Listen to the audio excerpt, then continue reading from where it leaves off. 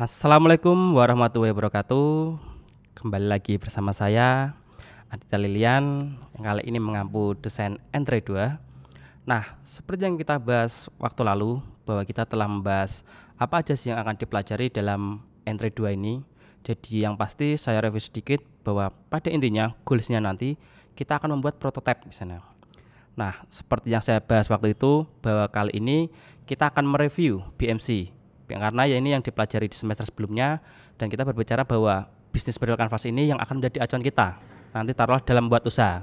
Salah satunya yang menjadi tools untuk kita nanti usahanya itu mau 9 aspeknya mau apa aja sih seperti itu. Nah, kalau kita lihat BMC di sini kan ada 9 nih. Ada key activities, value proposition, customer relationship, customer key partner, cost, key resource, channel, revenue stream. Nah, nanti kita bahas satu. Jadi intinya 9 blok itu membahas apa aja sih? Sebenarnya kalian pun juga sudah membahas di semester sebelumnya. Cuman kali ini saya cuman hanya mereview aja. Jadi harapannya sedikit mengulang lah untuk mengingat kembali BMC itu apa aja sih. Nah, kita lihat customer segment pertama. Kelompok orang atau organisasi yang dituju oleh perusahaan untuk dilayani. Jadi nanti ketika bisnis kalian lihat customer segmen kalian siapa, kelompok orangnya seperti apa. Semakin detail kalian bisa menentukan segmennya, semakin detail kalian akan semakin bagus. Jadi intinya tahu, oh kelompok segmen ini yang akan saya layani. Dia memiliki permasalahan seperti ini dan saya memiliki solusi seperti ini. Nah, itu akan semakin baik ketika kalian lebih detail dan sangat mengenali taruhlah segmen kalian itu seperti apa. Jadi ketika ada problemnya apa yang mereka hadapi, kalian dengan semerta itu bisa memberikan solusi untuk customer segmen kalian. Selanjutnya value. Jadi kita ingat dalam bisnis kita juga harus melihat produk kita nanti value propositionnya apa ya. Jadi value yang kita lihat bahwa nilai yang ditawarkan perusahaan kepada pelanggan. Ada 10 beberapa ya nih. 10 kalau nggak salah gitu kan. Ada newness. Jadi produk kalian apakah produk yang memiliki kebaruan di sana? Kalau kalian emang memberikan value newness kebaruan bisa itu menjadi salah satu value yang kalian tawarkan. Performance atau kinerjanya, oh produk yang saya tawarkan kinerjanya memiliki kinerja yang bagus. Customization. Nah, sekarang lagi tren juga bahwa kita menyediakan produk atau customization. Custom dalam artian oh ini bisa di custom nih. Apakah itu bisa custom satuan atau itu bisa mass customization. Terus gini, orang taruhlah misal dia pesan kaos. Ini bisa custom nih, satuan dengan kata-kata sendiri, dengan logo sendiri. Nah, itu bisa. Customization itu termasuk value juga, customization. Kemudian desain yang kalian tawarkan menarik apa enggak, itu juga memasukkan value. Brand atau status. Nah, ini ada juga value yang dia berbicara masalah brand status. Jadi dia membuat branding atau meningkatkan value-nya melalui brand. Jadi apabila ketika seseorang menggunakan brand atau merek tersebut, dia merasa statusnya berbeda. Jadi taruhlah biasanya untuk brand-brand yang besar rata-rata lebih ada orang yang rasa untuk brand fashion misal contohnya. Jadi ketika dia menggunakan brand ini dia merasa status sosialnya naik. Nah, itu dia menggunakan value brand di sana. Dia fokus ke sana untuk produknya. Terus harga. Ada juga dia value untuk harga. Jadi gini, kita bisa meningkatkan menonjolkan value harga apabila kita dalam persaingan taruhlah ada produk A yang sama, kita bisa lebih murah. Berarti apa? Dengan produk yang sama kita bisa mengasih harga yang lebih murah, berarti kita juga bermain value harga di sana. Terus ada cost reduction, risk reduction, accessibility, dan convenience. Nah, ini beberapa review aja. Jadi intinya semakin banyak produk atau usaha kalian bisa memberikan value yang banyak, itu akan semakin bagus. Itu poinnya di sana untuk value. Kemudian channel, wadah untuk berkomunikasi dan menjaga pelanggan untuk menyampaikan value proposition yang ditawarkan. Jadi channel kalau kita melihat saluran itu ada secara langsung atau tidak langsung. Terserah nanti kalian akan memilih salurannya seperti apa. Apakah secara langsung kalian akan menawarkan langsung ke end user melalui marketing kalian atau melalui mitra, apakah distributor ataupun reseller. Ada plus minusnya. Kalau kalian berbicara langsung menawarkan value secara langsung ke end user atau customer kalian, margin kalian akan tinggi. Cuman terkadang jangkauan kita nggak terlalu luas kalau kita sendirian. Kecuali kalau kita memiliki saluran di mana telah itu distributor di area tertentu di provinsi, nanti ada reseller-resellernya dengan channel-channel yang lain. Itu apa? Jangkauan kita akan semakin luas. Cuman minusnya apa? Margin kita akan harus terbagi dengan mereka. Nah, itu tergantung nanti kalian akan memilih saluran atau channel yang mana. Bisa channel langsung ataupun channel tidak langsung. Selanjutnya customer relationship. Jadi jenis hubungan yang dibangun perusahaan dengan segmen pasar tentu. Jadi bagaimana kalian membangun hubungan dengan customernya.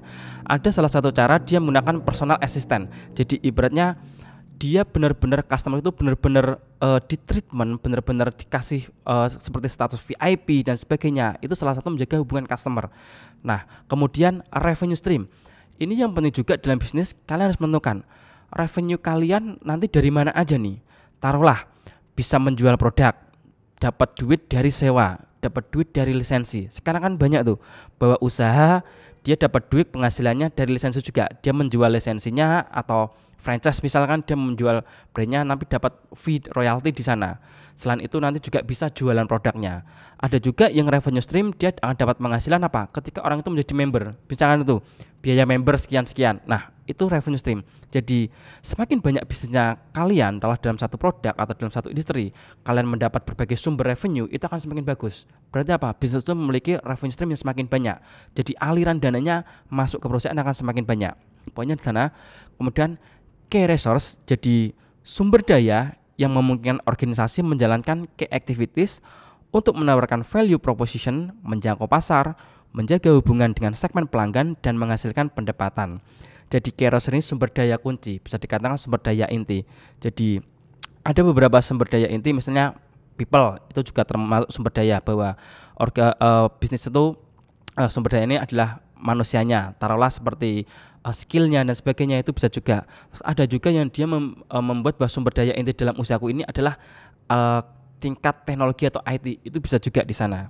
Nah, selanjutnya kita masuk review lagi ke activities. Jadi serangkaian kegiatan yang dilakukan organisasi untuk menciptakan produk atau jasa yang dibutuhkan pelanggan, menyampaikannya kepada pelanggan, membina hubungan pelanggan, serta mengelola pendapatan sebagai hasil penjualan produk jasa pelanggan. Jadi kayak activities, namanya juga activities. Jadi aktivitas kunci. Aktivitas bisnis kalian tuh apa aja sih?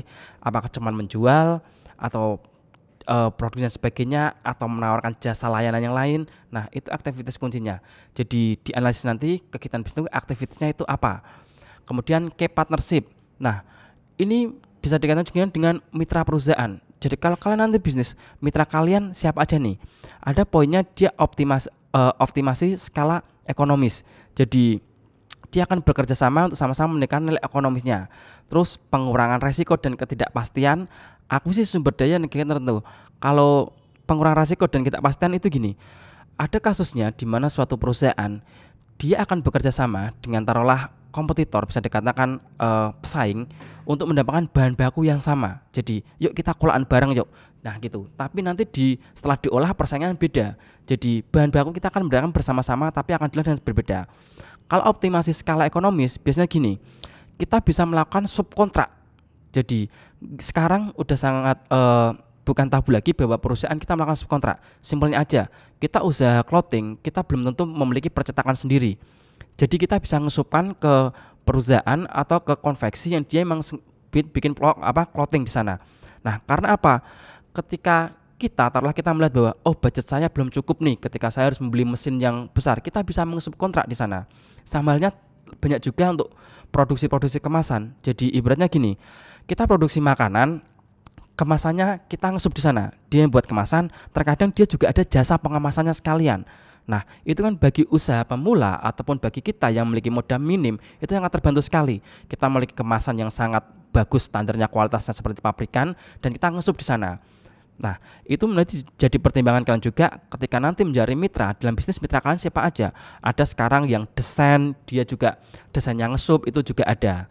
Yang terakhir, cost structure. Jadi semua bisnis yang beroperasi di bawah satu model bisnis pasti membutuhkan biaya. Nah, kalian nanti akan belajar juga ngelis.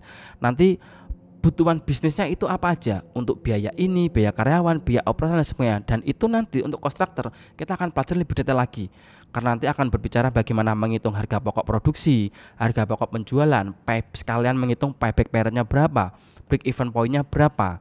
Nah, itu nanti akan lebih detail untuk poin cost structure, kita akan di materi khusus tersendiri. Nah, ini sedikit review dari saya sebagai modal atau acuan. Jadi nanti ke depannya ketika kalian membuat bisnis di semester 2 ini, kalian analisis 9 bloknya ini di bisnis saya apa aja sih, customer relationship saya mau seperti apa, value apa yang akan saya tawarkan, kegiatan kunci, partner saya seperti apa, keuangannya seperti apa, salon apa yang saya pilih, dan juga revenue nanti akan dapat dari mana aja dalam bisnis. Nah, ini bisa menjadi acuan. Oke, sekian dulu dari saya. Terima kasih waktunya. Wassalamualaikum warahmatullahi wabarakatuh.